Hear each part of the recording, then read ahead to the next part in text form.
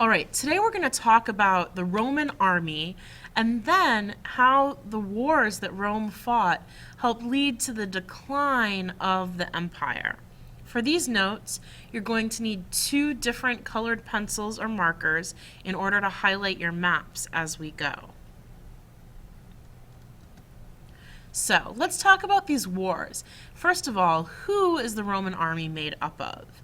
The Roman army has every single male citizen in it for some period of their lives. Everyone is required to serve in the army.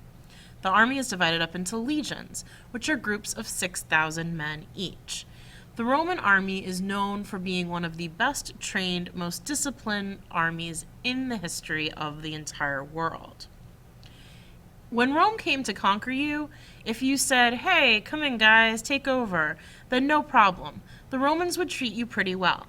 They'd put a Roman guy in charge, and other than that, you would pretty much get to go about your life, except now you will be paying taxes to the Roman government. If you fought back against Rome, they did not treat you well. They would come in, they would destroy everything, and they would take over. So we're about to talk about a war that happened between Rome and a civilization called Carthage. The Carthaginians are the same people as the Phoenicians. At one point in history, they moved their capital from the coast of the Mediterranean, where Israel and Jordan and Lebanon are today, and they moved to North Africa, to that coast of the Mediterranean. And now they are called the Carthaginians after their new capital. We know the Phoenicians because they were great traders, they created purple dye, and they created the alphabet. At the beginning of these wars, which are called the Punic Wars, and we're looking at a map now of the Mediterranean in 264 BCE.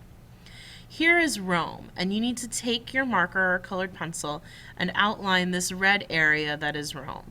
That's it. That's all of the space that Rome occupies in 264 BCE.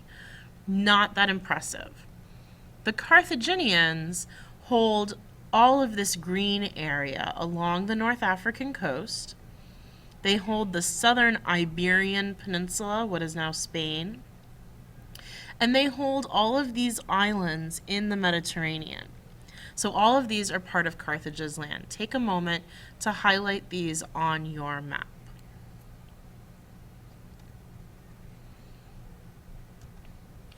All right, so what happens during the First Punic War? Because there's three Punic Wars that we're going to talk about. It takes three separate wars to solve this problem. Carthage and Rome are competing over control of the entire Mediterranean. Who is going to control the Mediterranean Sea? In their minds, this is what they're fighting over. They fight from 264 to 241 BCE. Carthage has a very strong navy, so Rome builds a navy in order to fight against Carthage.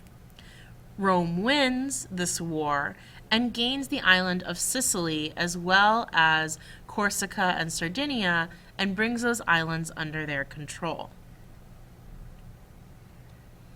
So now we're setting the stage for the Second Punic War. You need to take your markers or colored pencils, highlight Rome. Rome is all of the red. You can see they've expanded north. They've taken over these islands in the Mediterranean.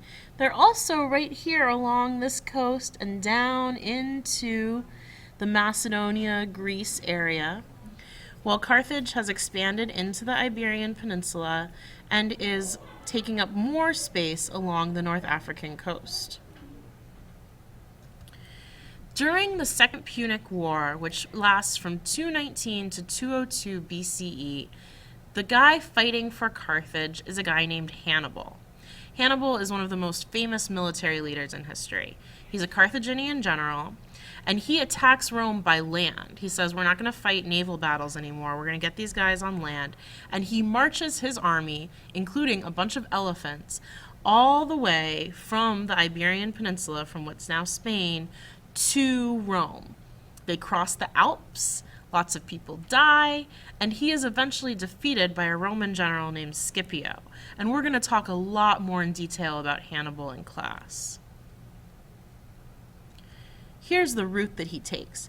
He takes his army from the coast down here And they march all the way over this giant mountain range and down through Rome till eventually they get on boats to go home. And here's Hannibal with his army and his elephants in the mountains. All right. So by the time the Third Punic War happens, this is just like a grudge match. The Romans have defeated the Carthaginians, but even after 50 years of peace, they are still not satisfied. And a very famous Roman statesman says, Carthago delenda est, which means Carthage must be destroyed. So in 146 BCE, the Romans go to Carthage, they burn down the city, they enslave the people, and then, just to really get them, they salt the ground. They put so much salt in the ground that nobody can grow anything anymore. So the people have to leave Carthage or starve. And now Rome owns the entire Mediterranean. So here's your Third Punic War map. You can see this area that used to be part of Carthage is now part of Rome. Rome has expanded into Greece, into Asia Minor, modern-day Turkey, and has taken over Carthage along the coast here.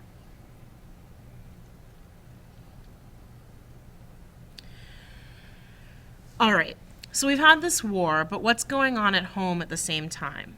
As Rome expands really quickly, the people in the provinces don't like being controlled by the Roman officials, and a lot of those officials are corrupt. The wealthy Romans are taking land away from the small farmers, and as more slaves are used on farms, the people who used to be paid for farming are pushed out of the farms and moved into the cities, so the cities are getting bigger much too quickly, and there aren't jobs for everyone in the cities. The rich are getting richer and richer, but the poor are getting poorer and poorer. So the gap between the two is widening, and the poor revolt. The slaves revolt too. And there's a famous rebellion of slaves led by a guy named Spartacus, who takes 70,000 slaves who rebel against the government from 73 to 71 BCE. There are some other people who try to change the Roman government, and those are the Gracchus brothers, who we talked about briefly in class. They wanted to redistribute land to the poor, and both of them were killed by the senators, the patricians, for proposing this idea. How does the army change during this time? One of the most important generals in Roman history, a guy named Marius, is a general and he's a consul in the Senate. And he says we need to take better care of our army. So he now decides we're going to pay our soldiers for the first time in history. We're going to get them better equipment. We're going to give land grants to people after they get out of the army. And this is when the army truly becomes a professional fighting force. But the result of that is that the soldiers become very loyal to their generals because they see the generals as the ones as getting them the good stuff that they need. And they care more about being loyal to the general that they work for than to the republic. And that is not a good thing for Rome. And we'll talk about that a lot more in class. But right now, write down your ideas about why this is bad for Rome. Go back, get your maps done if you didn't, get any notes that you missed, come prepared for your quiz and with any questions in class.